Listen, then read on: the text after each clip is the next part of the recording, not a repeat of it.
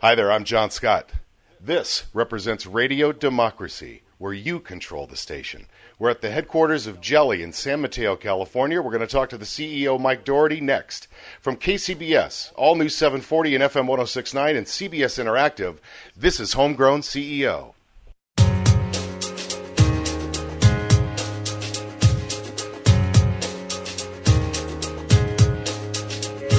Say hello to my friend Mike Doughtery. He's the CEO of Jelli. It's nice to see you again. Hi, John. How are you? Good. Tell me about, in a sentence, I'm walking down the street and I just walk by and I go, what's Jelli?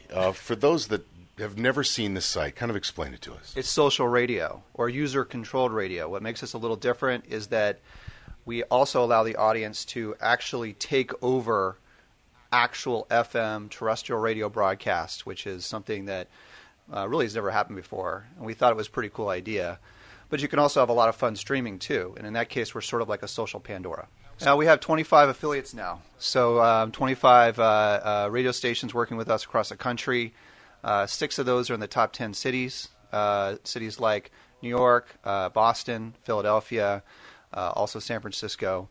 So we're starting to see radio adopt this throughout the country. Were you a radio guy before you started doing this? No, not at all. Or a radio fan, but not a radio guy. Our team came from some projects, though, where we were looking at the future of the car and the future of entertainment and news in the car. And obviously it's radio, but how will radio evolve? And we were working at Microsoft on a project called the Ford Sync, where you can talk to the car and basically get information back. And as we thought through that, we thought, well, how will you be able to interact with the web in the environment of the car, which is an area where you have to deal with safety and other issues. Radio is well formatted for that now. You can drive and listen, but the web isn't. And that made us start thinking about radio and the power of radio and how big radio is today. And when you first started, which was in 2008, was it? That's right. We started the company at the end of 2008, right when the market fell apart, when Merrill Lynch blew up, and it was going into the radio industry where the ad market was also going down a bit that year. So everyone thought we were a little crazy, but we were excited about it. Well, it's a perfect time to start. Right, exactly. It's like having a baby. There's no perfect time to have one. You just do it, and you go for it. You go for it. And we were excited about the concept because the social web was really taking off, of course, already in 2008.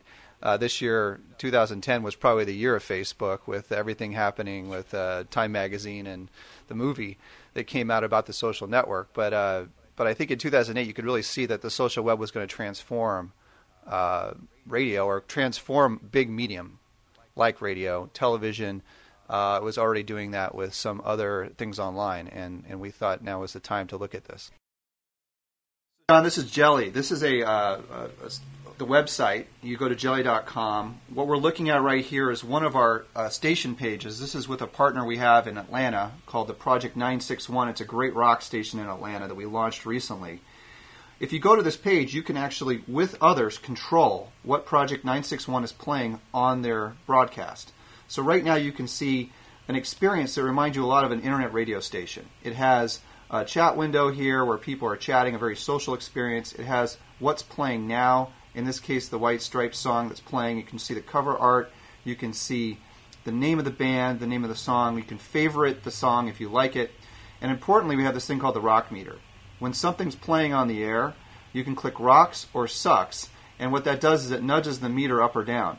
And by doing that, what you're doing with the audience is kind of playing a tug-of-war to see whether the audience in general likes the song or not. Mm-hmm. If they don't like the song, and you click sucks, even though I do like the White Stripes, if enough people do the same thing, the sucks meter will go all the way to maximum suck, and that will blow up the track in real time and take it off the air, which is something brand new with radio. Everyone thinks it's hilarious when that happens, but it also shows the power that the crowd really has over the broadcast when we're on the air. What's over here on the right-hand side, the queue of songs? So this is the Who's Next list. This is actually how you get something to play next.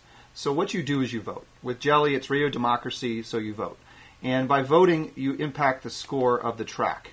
So in this case, I'm voting on a couple of tracks that are up on the list, and that will add a +1 to the track score, which will move the song up the list and reshape it. So those songs I just voted for now just popped up to the top here, which is the on-deck circle. One of these 3 songs will go next and play on the air. That's how the audience can shape what will happen next. You can also use some power-ups, and we gave the users, in addition to voting, a bit more power. So one example of the power-up is a bomb. A bomb is where you can basically nuke the score of the track and get it out of the way if you really don't like the song. So let's say you're sick of Godsmack here. You can bomb the track, and I'm going to do it right here. I'm going to click on the bomb icon. Boom. I just blew it up, and I actually just published to my Facebook feed that I just bombed this track by Godsmack, and that kind of tells everyone what I think about it. Good choice. And you can also rocket tracks. That's another thing you can do. So let's see. Let's say there's a few songs here that that's as I scroll through the list that some of these songs are too far down the list, so I want to kind of move them up into contention. Oh, I don't like any of these songs. Sorry. Let's try this one. I don't know. Let's just for fun. Let's do this one. So I'm rocketing a track here, and you can see I just rocketed the track. Now it says that I rocketed it. It also goes to my Facebook if I want it to, and you can see that now that song has been moved all the way to the top of the list. You'll see here in a second it'll show up. So my rocket has moved the track to the top of the list. So in addition to the website, we also launched an iPhone app. And the iPhone app works very much the same way as the website. Except what's cool about it is now you can play Jelli out and about. So if you have an iPhone, you can go to the same station, Project 961, and literally choose in real time what will happen on that station. Jelli becomes, for the station, a social remote control on your radio, on your iPhone. If you're thinking about starting your own enterprise, Mike Doughtery has these 3 pieces of advice. 1. Love the product or service you're about to launch. 2. Be very customer focused. 3. Remember all those friends that owe you a favor? Now would be a great time to call them in. Solid guy. He's Mike Doughtery. He's the CEO of Jelli. You can find out more, play along, and control your own radio at jelli.com. We'll have a new episode next week. Thanks a lot for joining us. These are stories of people with big dreams making it happen in the Bay Area.